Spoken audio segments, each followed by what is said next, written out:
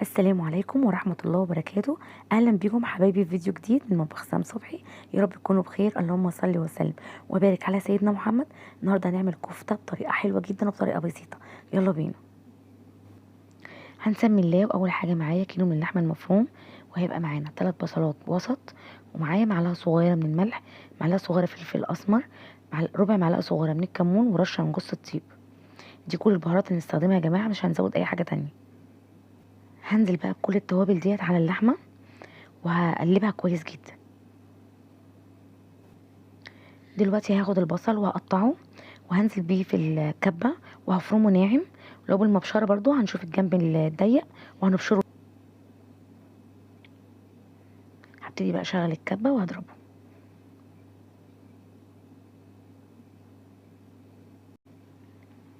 دلوقتي بقى هعجن التوابل مع اللحمة بالشكل دوت، وهنزل بالبصل. بصوا يا جماعة، البصل مفروم ناعم ومكترتش بصل عشان الكفتة تطلع معانا مظبوطة. هقلبها حلو قوي.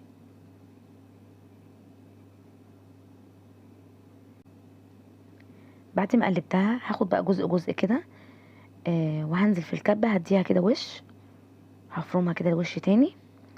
يبقى كده خلصنا. كده فرمت اللحمه كلها وخلصتها.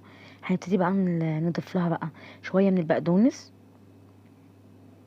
وبرده هعجنها كويس جدا. لازم ايدينا في الكفته نبدا نعجن فيها حلو. هجيب بقى الصينيه بتاعتي كده اللي انا هسويها فيها، وهبتدي اصبع الكفته بتاعتي كده على ايدي. وفي طريقه تانية ان شاء الله هبقى اوريها لكم لتصبيع الكفته بكل سهوله. كده بعد ما خلصت الكفته كلها هبتدي بقى اقطع الفلفل الرومي كده وفلفل حار، وهبتدي ارش كده عليها بالشكل ده. هحطها بقى على النار. اول ما تطلع الميه بتاعتها كده ههدي النار عليها شويه واغطيها. دلوقتي هنحضر الطحينه. صلصه الطحينه بتاعتنا هنحط حوالي نص كوبايه من الطحينه. هنزل عليها بعصير ليمونه، معلقه من الخل، معايا بابريكا وكمون وفلفل اسمر وشطه وجوز الطيب وملح، كل ده رشه من كل حاجه.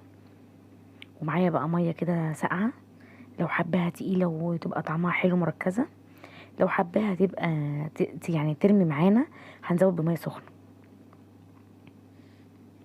هنزل عليها في الاخر كده معلقه من الزيت. وكده الطحينه بتاعتنا بقت جاهزه. هرش على الوش كده شويه بقدونس وخلاص.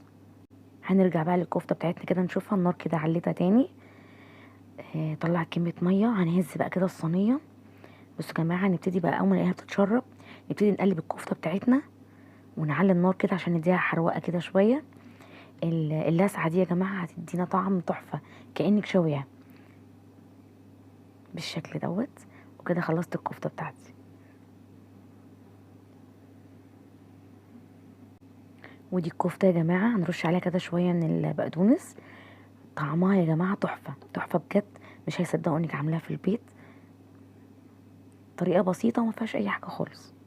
يا رب اكون افدتكم، يكون الفيديو عجبكم. ما تنسوش في اللايك والشير. مع السلامه.